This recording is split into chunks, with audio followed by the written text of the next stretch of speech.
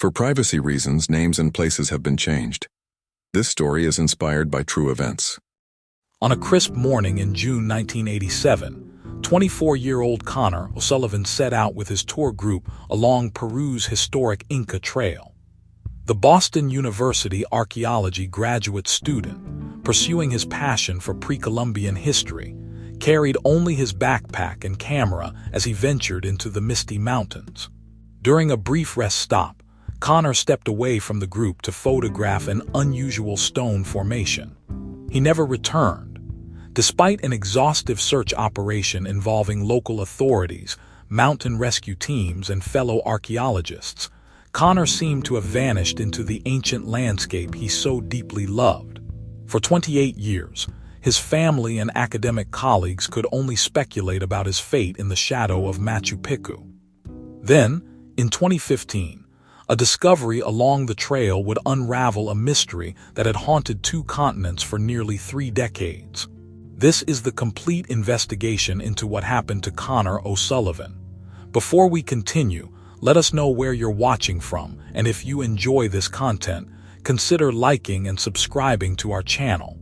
Now let's continue. On July 15, 1987, the morning mist clung heavily to the ancient stones of the Inca Trail, a sight that 24-year-old Connor O'Sullivan had dreamed of seeing since his undergraduate days. The Boston University archaeology graduate student stood at a rest point along the trail, his camera in hand, while fellow hikers caught their breath in the thin mountain air. Connor's enthusiasm for Incan history had driven him to this remote path, where every stone held the promise of revealing secrets about pre-Columbian trade routes, the very subject of his master's thesis. The group had been hiking for 3 hours that morning, led by their experienced guide Ramon Vasquez, when Connor spotted an unusual stone formation just off the main trail. His eyes lit up with the kind of excitement that his thesis advisor, Dr. Patricia Williams, had come to know well during their years working together. Connor approached the tour leader, explaining his desire to photograph the formation, assuring him he would catch up with the group at the next checkpoint, merely half a mile ahead. That was the last time anyone would see Connor O'Sullivan alive.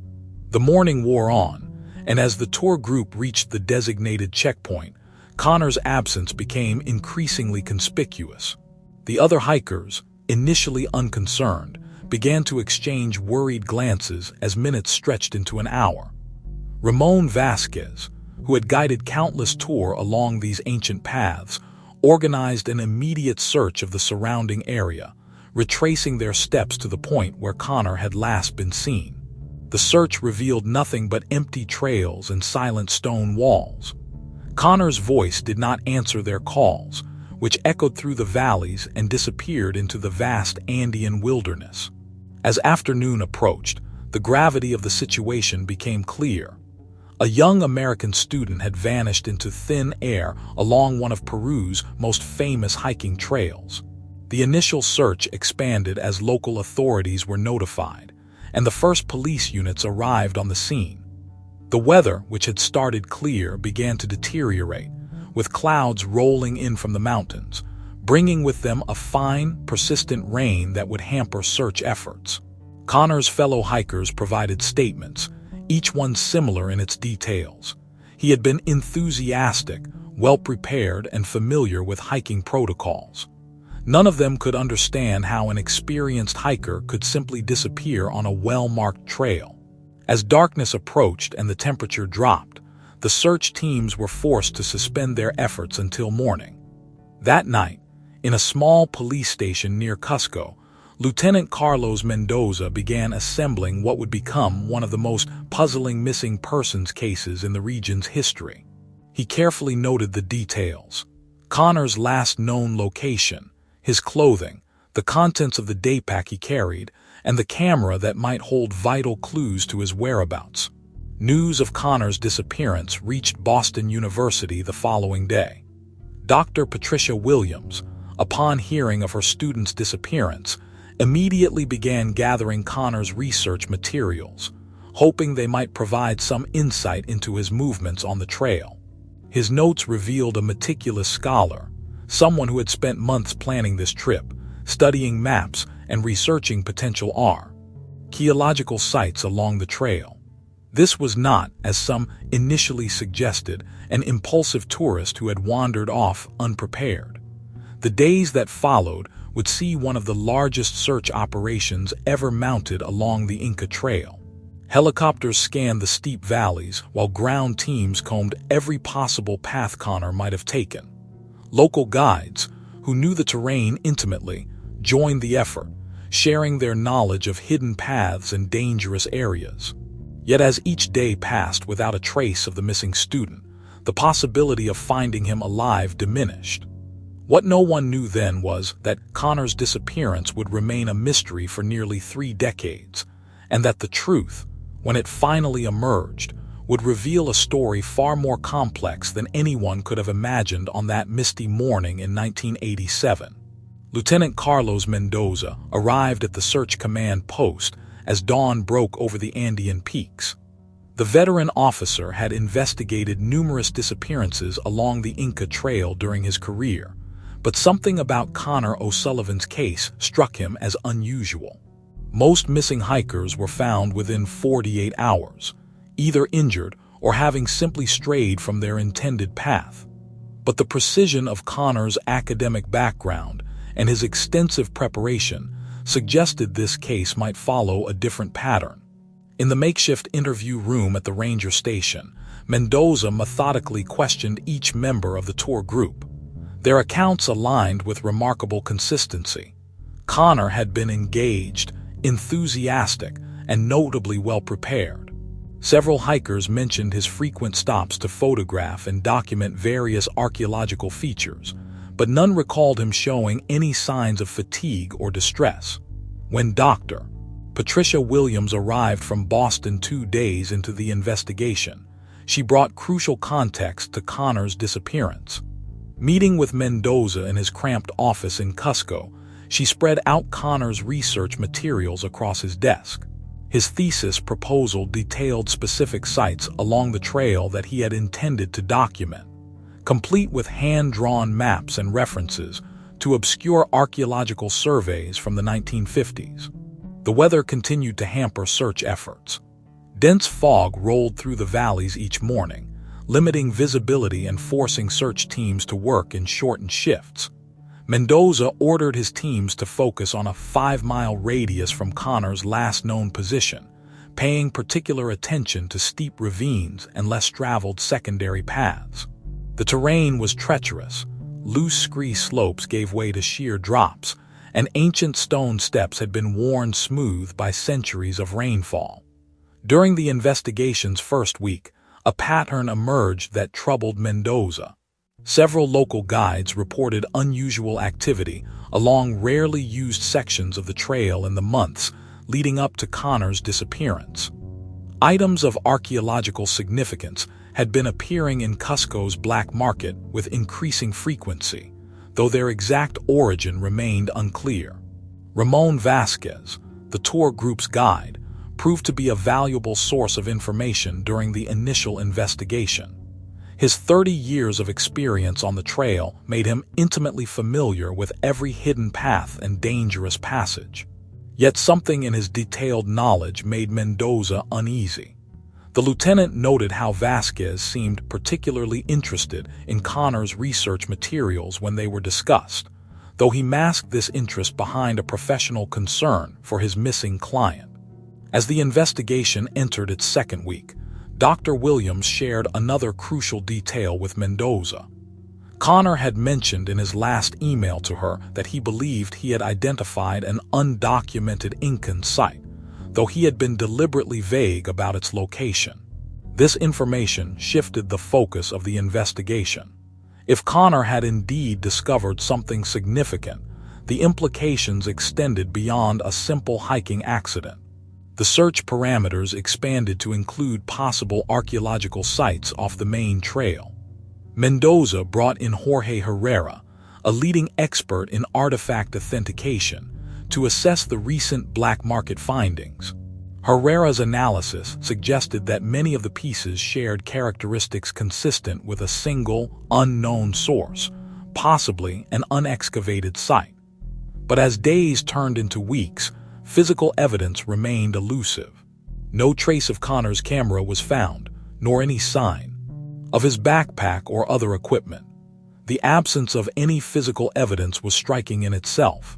Even in cases where hikers had fallen into ravines, some trace usually remained: a scattered piece of equipment, a disturbed patch of vegetation, something to indicate their path. The investigation began to stall. Each promising lead ended in frustration. Local villagers reported nothing unusual on the day of Connor's disappearance. The weather had been clear, no unusual sounds had been heard, and none of the traditional warning signs of an accident, circling condors, or disturbed wildlife had been observed. As the first month drew to a close, Mendoza faced the difficult decision of scaling back the search operation. The case file, already thick with interviews, photographs, and detailed maps, moved to his office's Unsolved Cases section. But something about Connor O'Sullivan's disappearance continued to nag at him. In his 20 years of service, Mendoza had never encountered a case where someone had vanished so completely, leaving behind no trace of their passage, as if the ancient stones of the Inca Trail had simply swallowed them whole. The years following Connor O'Sullivan's disappearance settled into a painful rhythm of diminishing hope and mounting frustration. As autumn descended on the Andes in 1987, the intensive search operations gradually scaled down, leaving only periodic patrols and a growing file of dead-end leads in Lieutenant Mendoza's office. Back in Boston, Dr. Patricia Williams maintained a quiet vigil, her office becoming an unofficial archive of Connor's case. Each semester, she would pause during her introductory archaeology lectures when discussing Incan trade routes, her voice catching slightly as she referenced the research her missing student had hoped to complete. On her office wall hung a map of the Inca Trail, red pins marking every reported sighting, every possible clue that had emerged and subsequently evaporated. The O'Sullivan family's annual trips to Peru became shorter, their hopes fading with each visit. They established a scholarship in Connor's name at Boston University, funding research in Andean archaeology, a bittersweet tribute to their son's unfinished work. During these visits, Lieutenant Mendoza would dutifully review any new information, though these meetings grew increasingly brief as the years passed. Local guides reported occasional strange findings: a torn piece of fabric, a rusted camera part, but forensic analysis repeatedly proved these artifacts belonged to other hikers or predated Connor's disappearance. The trail, ancient and inscrutable, kept its secrets, while tourism along its stones continued unabated. In Cusco's police archives, Connor's case file gathered dust alongside other unsolved mysteries. Lieutenant Mendoza, even as gray began to streak his hair, would periodically reopen the file, especially when new forensic techniques became available. Each time, he would reread Connor's final known movements, studying the photographs of the search area until his eyes burned, hoping that time and experience might reveal something previously overlooked. Jorge Herrera, the artifact authentication expert, continued monitoring the black market for archaeological items that might connect to the case. The flow of artifacts never ceased, but their origins remained frustratingly unclear.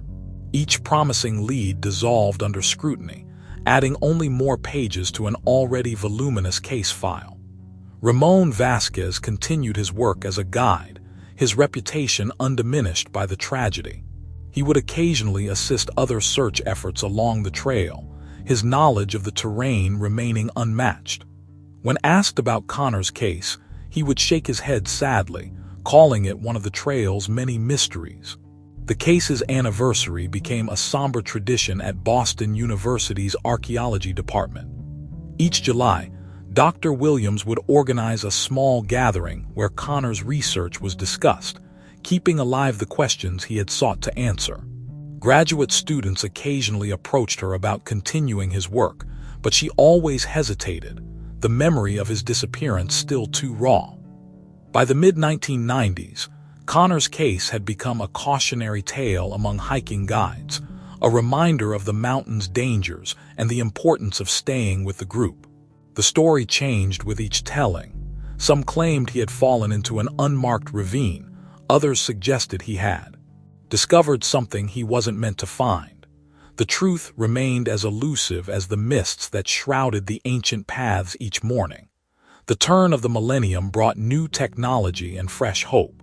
Satellite imaging revealed previously hidden sections of the Inca Trail network, prompting several renewed searches. Teams armed with GPS devices and modern equipment retraced the possible routes Connor might have taken, but the mountains held firm to their secrets. In 2010, Dr. Williams published a paper incorporating some of Connor's preliminary research findings, carefully footnoted with a dedication to her missing student. The academic community received it with respectful interest, but for those who knew the story behind the publication, it read like an unfinished symphony, its final movements forever lost to silence. As the years continued their relentless march, the case of Connor O'Sullivan settled into the realm of historical mysteries. Few expected answers anymore, and fewer still actively sought them. The ancient stones of the Inca Trail, which had witnessed centuries of human passage, seemed content to guard this modern secret among their countless others. Yet in the spring of 2015, as tourist season began and new hikers made their way along those weathered paths, fate would finally offer a glimpse into the truth that had remained hidden for nearly 3 decades. The morning of April 12, 2015, began like any other on the Inca Trail, with early sunlight breaking through the mountain mist. 2 Australian hikers, making their way along a less traveled side path, noticed something unusual protruding from beneath a fallen tree. What they initially mistook for trail debris turned out to be the weathered corner of a backpack. Its once bright blue fabric faded to a pale gray by years of exposure to the elements. The discovery sent ripples through the local hiking community and quickly reached Lieutenant Mendoza's office. The backpack's location, nearly 2 miles from Connor O'Sullivan's last known position, immediately caught the veteran officer's attention.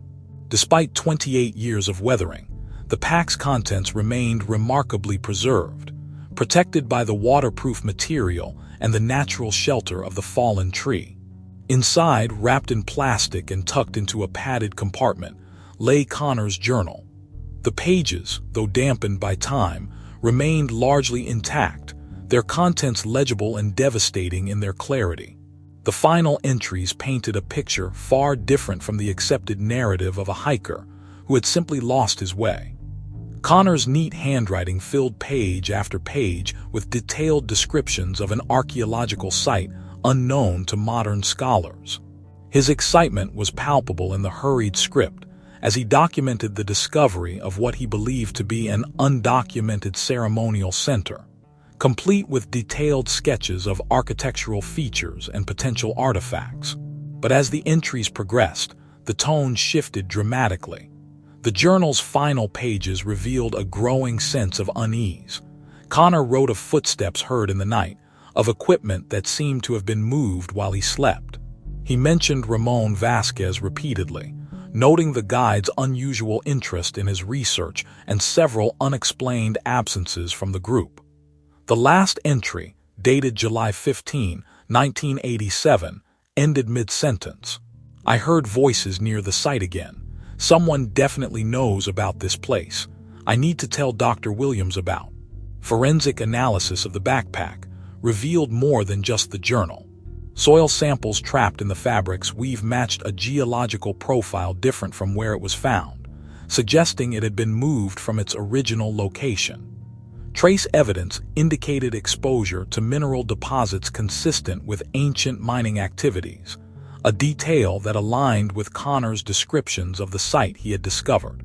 The journal's discovery transformed the investigation from a missing persons case into something far more complex. Each page offered new insights into Connor's final days, revealing a young scholar who had stumbled upon something significant enough to cost him his life. His detailed notes about the location, though coded in academic shorthand, provided investigators with their first real chance to piece together his final movements. Dr. Patricia Williams, now nearing retirement, flew to Peru immediately upon hearing the news. As she sat in Mendoza's office, carefully turning the pages of her student's journal, her academic training helped decode references that had eluded others.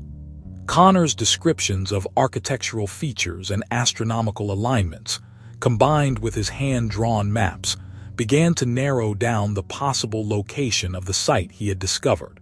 The journal's most chilling aspects were not its archaeological revelations, but its increasing paranoia. Connor's growing awareness of being watched, his careful documentation of movements around his camp, and his specific mentions of Ramon Vasquez's suspicious behavior painted a picture of a young man who knew he had discovered something dangerous. His final entries suggested he had begun to understand the true nature of his situation, but the realization had come too late. The discovery of the backpack and its contents reignited media interest in the case. Journalists descended on Cusco, drawn by the dramatic narrative of a decades-old mystery potentially solved by a young scholar's own words. But for Lieutenant Mendoza and his team, the journal represented something more immediate. Evidence. After 28 years, they finally had concrete proof that Connor O'Sullivan's disappearance was no accident, and more importantly, they had a name, Ramon Vasquez, written repeatedly by Connor himself, in entries that transformed from respectful references to suspicious observations. As spring turned to summer in 2015, the investigation that had gone cold so many years ago blazed back to life. The weathered backpack and its preserved contents had finally given voice to Connor O'Sullivan's last days, setting in motion a chain of events that would eventually uncover the full truth of what had happened on that misty morning in 1987. The discovery of Connor's journal transformed the sleepy police station in Cusco into a hub of renewed activity. Lieutenant Carlos Mendoza, now in his 60s with silver-streaked hair, found himself working late into the night, poring over the weathered pages that had finally given voice to a 28-year-old mystery. Forensic document experts worked meticulously to preserve and analyze every page of Connor's journal, their careful hands treating each sheet as if it were a precious artifact. The pages revealed more than just Connor's final days.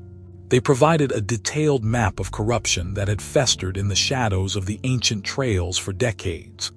Jorge Herrera, the artifact authentication expert, arrived from Lima with photographs of items that had appeared on the black market over the years. As he laid them out alongside Connor's sketches, the similarities were undeniable. The young archaeologist's detailed drawings matched precisely with several pieces that had surfaced in private collections across South America and Europe. Mendoza's investigation into Ramon Vasquez revealed a carefully constructed facade. The respected guide had maintained his position on the trails while orchestrating a sophisticated looting operation. Financial records, when finally uncovered, showed irregular deposits spanning decades. Wire transfers to offshore accounts coincided with the appearances of major artifacts in foreign markets. Dr. Patricia Williams proved invaluable in decoding Connor's academic shorthand. His references to astronomical alignments and architectural features, combined with detailed compass readings, helped narrow down the location of the undocumented site.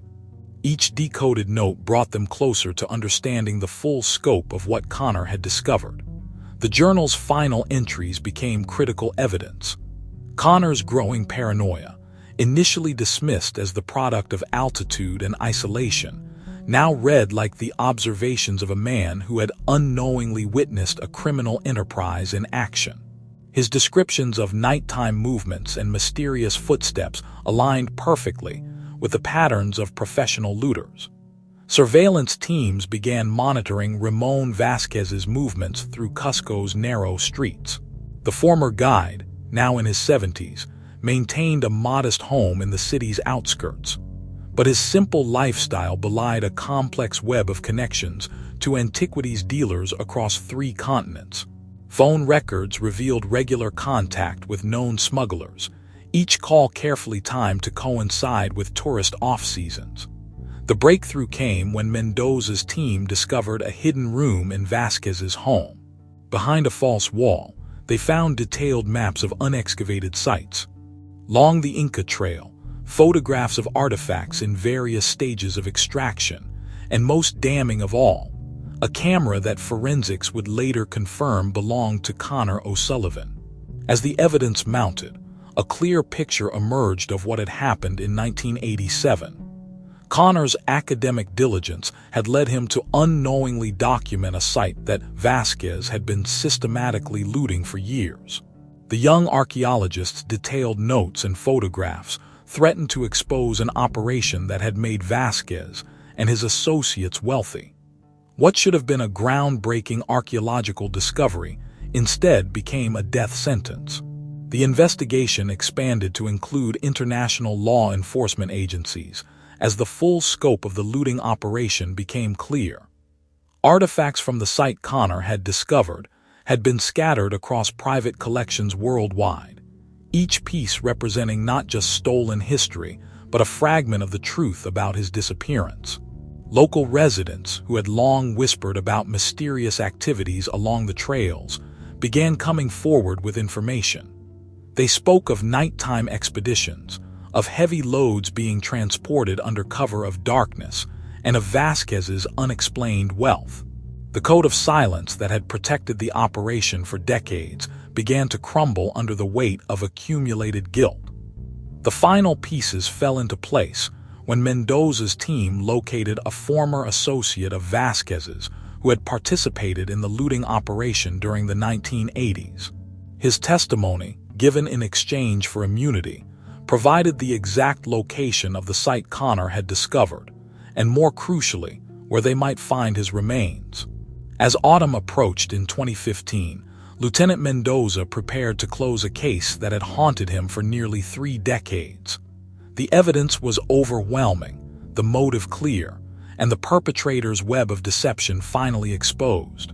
Connor O'Sullivan's last written words had reached across time to reveal not just the circumstances of his death, but a criminal enterprise that had plundered Peru's cultural heritage for generations. The young archaeologist's final discovery had indeed changed history, though not in the way he had hoped. His detailed documentation, preserved in that weathered journal, would not only bring his killer to justice, but would also protect the very historical treasures he had died trying to study. The arrest of Ramon Vasquez unfolded in the early hours of a cool October morning in 2015. The aging guide had just returned from his morning walk when police vehicles quietly surrounded his modest home in Cusco's outskirts. Lieutenant Mendoza, who had spent nearly half his career haunted by Connor O'Sullivan's disappearance, personally led the operation. Vasquez displayed no surprise when the officers appeared at his door. His weathered face, lined with decades of mountain sun, remained impassive as Mendoza read the charges. It was as if he had been waiting for this moment, carrying the weight of his secret for 28 years. The search of Vasquez's home revealed the careful architecture of deception that had protected his operation for decades. Behind a false wall in his study, officers discovered meticulously organized records of artifact sales, detailed maps marked with excavation sites, and photographs documenting years of systematic looting. Among these items, wrapped in faded cloth, they found Connor O'Sullivan's camera, its film long ago removed but its presence damning. As forensics teams cataloged the evidence, a pattern emerged that stretched back well before Connor's death. Bank records revealed regular wire transfers to accounts in Switzerland and the Cayman Islands, each coinciding with the appearance of significant artifacts in private collections across Europe and North America. The modest guide's salary had masked a fortune built on plundered history. The investigation uncovered a network of collaborators spanning 3 continents. Art dealers, private collectors, and corrupt officials had all played their parts in moving artifacts from the hidden sites along the Inca Trail to wealthy buyers worldwide. But at the center of it all sat Ramon Vasquez, the trusted guide who had used his intimate knowledge of the trails to orchestrate decades of theft. When confronted with Connor's journal entries, Vasquez's composure finally cracked. The young archaeologist's detailed observations, preserved in those weathered pages, laid bare the operation with academic precision. Connor had unknowingly documented not just archaeological discoveries, but evidence of systematic looting that would ultimately solve his own murder. Vasquez's confession came in pieces over several days of interrogation. He described how Connor's enthusiasm had initially amused him, until the student's research led him to the secret site that had been Vasquez's primary source of artifacts for years. Connor's detailed documentation and plans to publish his findings had presented an insurmountable threat to the operation. The former guide recounted the events of July 15, 1987, with a detachment that chilled even veteran investigators. He had followed Connor after the student separated from the group, watching as the young archaeologist documented the site. When Connor began photographing fresh excavation marks and recently emptied chambers, Vasquez realized he had no choice. The confession led investigators to Connor's remains, buried beneath a carefully selected rock fall that had hidden them for nearly 3 decades. The site itself, once stripped of its most valuable artifacts, stood as a testament to both academic discovery and human greed. Connor's detailed sketches would later help archaeologists understand what had been lost to the black market. Jorge Herrera's analysis of the recovered artifacts and documentation revealed the staggering scope of Vasquez's operation. The value of the looted items ran into millions of dollars, but the cultural and historical loss was immeasurable. Each piece represented not just monetary worth, but irreplaceable knowledge about Incan civilization. As news of the arrest spread through the archaeological community, researchers began the painstaking work of tracking down and documenting the stolen artifacts. Connor's careful notes, combined with Vasquez's records, provided a roadmap to recovering pieces scattered across private collections worldwide. The case's resolution brought bitter closure to those who had spent decades wondering about Connor's fate. His parents, now in their 70s, finally learned the truth about their son's last days. Dr. Patricia Williams found validation in her student's final discovery, though the price of that knowledge remained devastating. Lieutenant Mendoza, preparing for retirement, could finally close the file that had occupied so much of his career. The breakthrough had come too late to restore what was lost, but just in time to preserve Connor's legacy as both a victim and a witness to one of the most extensive archaeological crimes in Peru's history. Ramon Vasquez, facing the consequences of his actions, would spend his remaining years in prison, his reputation as a trusted guide replaced by his true identity as a methodical criminal who had sacrificed a young life to protect his illegal enterprise. The ancient stones of the Inca Trail, which had held this secret for so long, could finally tell their complete story. In the crisp morning air of October 2015, a small team of archaeologists and forensic experts gathered at the newly secured site deep in the Peruvian mountains. The recovery of Connor O'Sullivan's remains marked the final chapter of a mystery that had endured for 28 years. As the team worked methodically, carefully documenting each detail, the full weight of what had been lost and found became clear. Connor's bones told their own story. The forensic analysis revealed a swift, violent end, confirming the details of Ramon Vasquez's confession. The young archaeologist had died mere feet from the discovery that should have launched his career. Instead, his field notes, preserved in that weathered journal, served as both his legacy and the key evidence in solving his murder.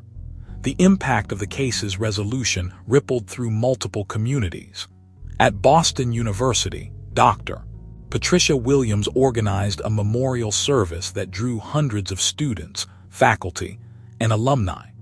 The department established the Connor O'Sullivan Fellowship for Archaeological Ethics, ensuring that future generations of scholars would remember the importance of protecting cultural heritage. The O'Sullivan family, after decades of uncertainty, could finally bring their son home. In a quiet ceremony attended by both American and Peruvian officials, Connor's remains were laid to rest in his hometown of Boston. His father, now stooped with age, spoke of how his son's passion for archaeology had never wavered, even in his final days. The archaeological site itself, once secured from looters, revealed the magnitude of what Connor had discovered. The uncharted ceremonial center contained architectural features previously unknown in Incan archaeology.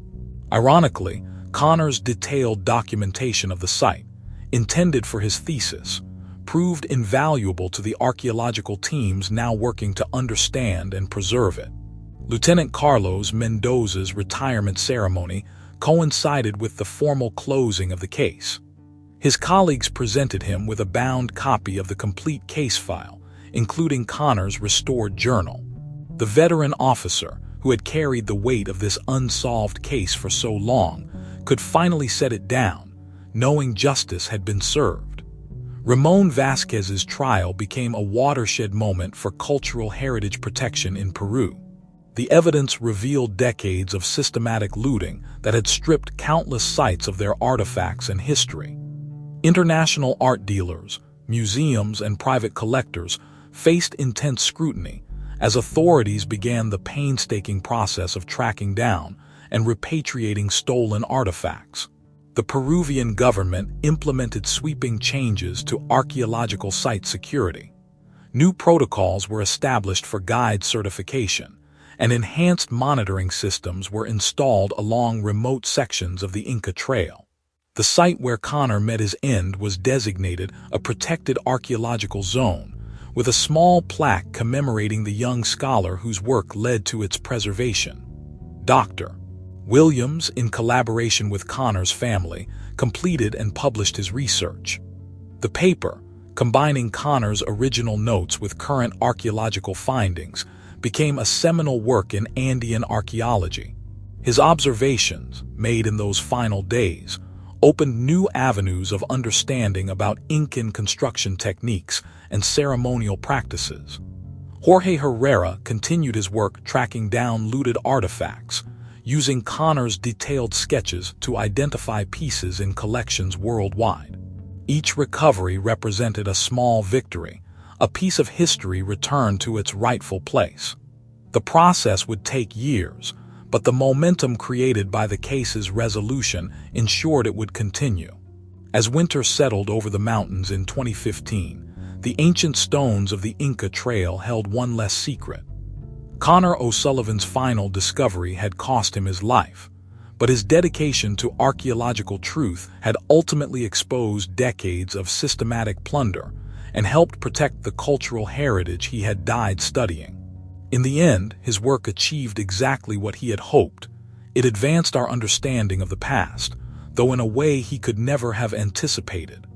The young archaeologist's story became part of the trail's lore, but not as a cautionary tale of a hiker who wandered off.